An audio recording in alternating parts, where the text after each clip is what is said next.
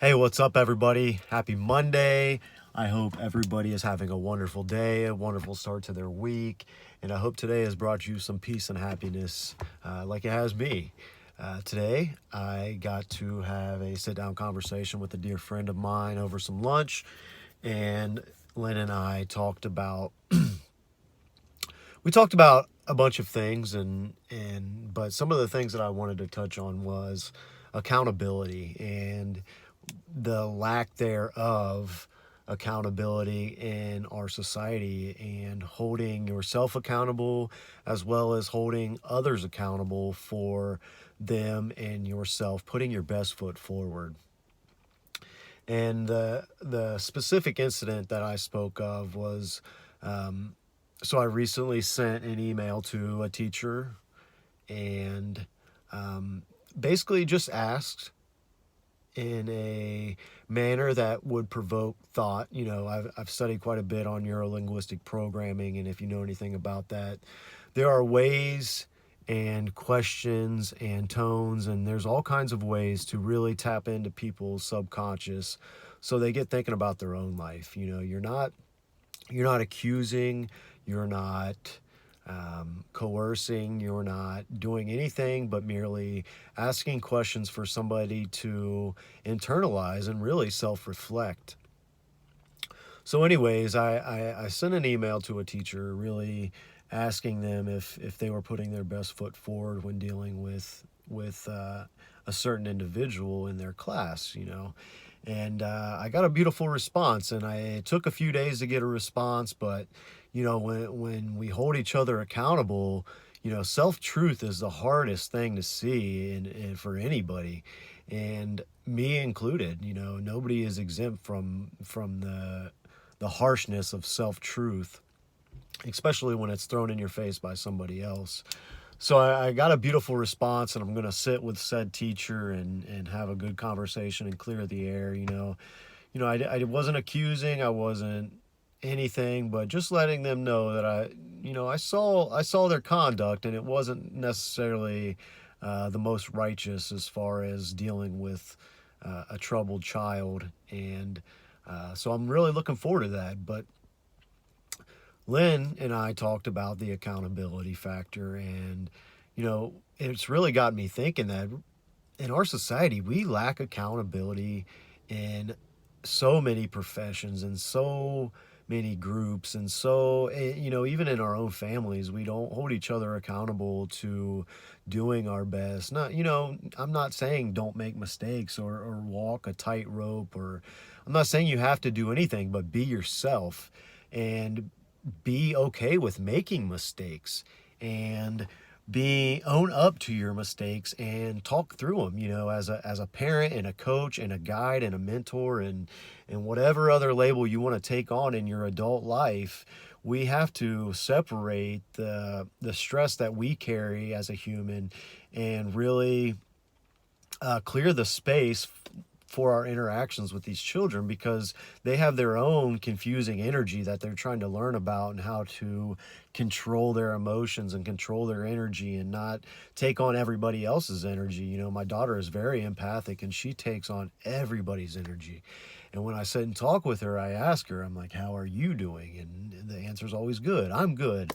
And I say, how are you really doing? And she opens up the floodgates about how this person, and it's always everybody else's baggage that's weighing her down. And she's so empathic and so pure that, she really gets down on herself for not being able to save the world, and save all these individuals that are having a hard time. She just wants everybody to be as happy as she is. And it's hard to explain to a 12-year-old that they're taking on other people's energy, and really help them grasp the barriers, and how important barriers are to interactions with other people, even kids with their parents.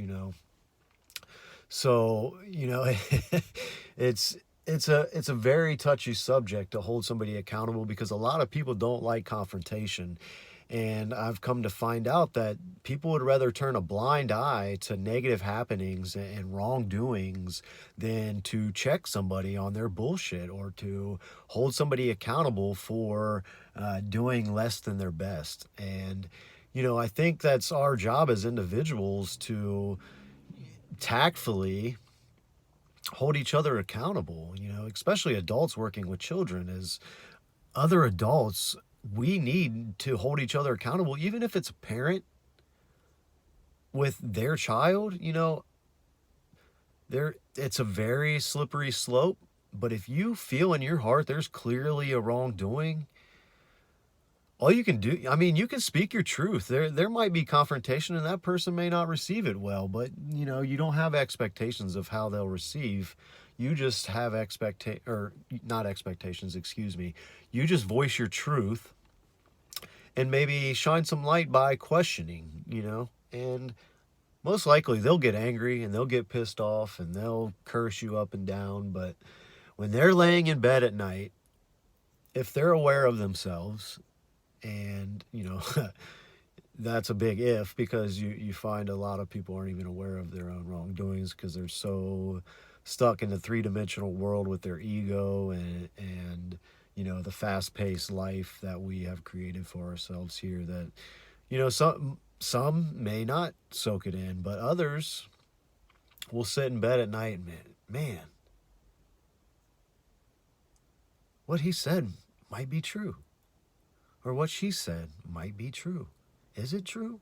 It gets that wheel turning and it starts to get that self-reflection going, and it starts to get the oh shit going, and people start to evaluate themselves. And, it's really hard to meet people where they are, because we are all there, there are 7.9 billion people on this earth, and there's 7.9 billion levels that everybody is at. Everybody is at a different level because of I speak of levels, but it's just basically the programming that you've had and the perception that you've had to this point in your life, and the understanding that you have. So it's really hard to meet people where they're at, but when you start to understand the greater, you start to understand the individual, because we are all the same, and I am just a mirror of you and you are just a mirror of me. So however I may be feeling towards you,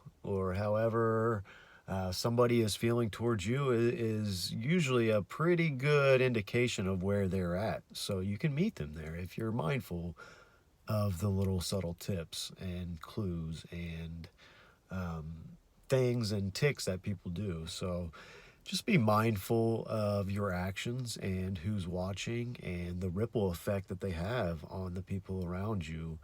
And you don't even have to interact with somebody for them to pick up on your energy. And, I've alluded to this example in the past, but if you walk into a room where people have been fighting and there's tension, and even if the argument is over and there's cordial conversation going on, you can feel that dense energy. And that is exactly that. It's energy in the quantum field that we feel. You can sense the tension. You can cut it with a knife because it's real. And, people dismiss that, and people dismiss so-called pseudosciences because you can't see them. But there is so much more out there. We're not even scraping the tip of the iceberg, let alone diving under the water to see the real mass of the iceberg, or the consciousness, or God, or whatever you want to call it. So just be mindful and hold yourself accountable and hold others accountable for putting their best foot forward, and be gentle on yourself when you have a bad day. We don't always put our best foot forward, and I have bad days just like the next guy. But, I try to hold myself accountable when I realize that I'm veering off a pure path. There's things and practices that I put into place to check myself.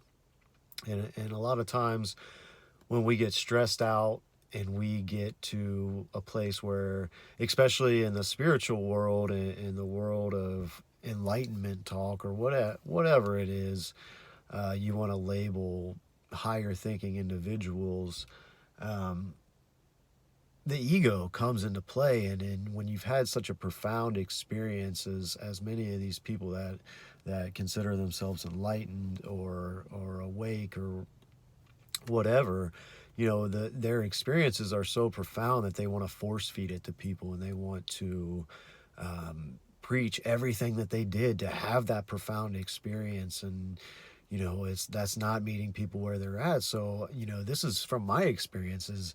I've gotten to a point sometimes where I'm trying to force feed people, and then I'm like, oh shit, dude, what are you doing? They're never going to understand it. They're going to resent you. They're going to have all these negative views of you, and really it's because you're creating that negative view from your own frustration and your own force. So find some practices to hold yourself accountable and to return to when you feel that frustration creeping in your teachings or whatever, and find your way back to center. And just wanted to say, Lynn, I'm very grateful for our lunch talk. It was a really beautiful talk, and I'm grateful for that. So I love you guys. I hope you have a wonderful day, and I'll see you tomorrow.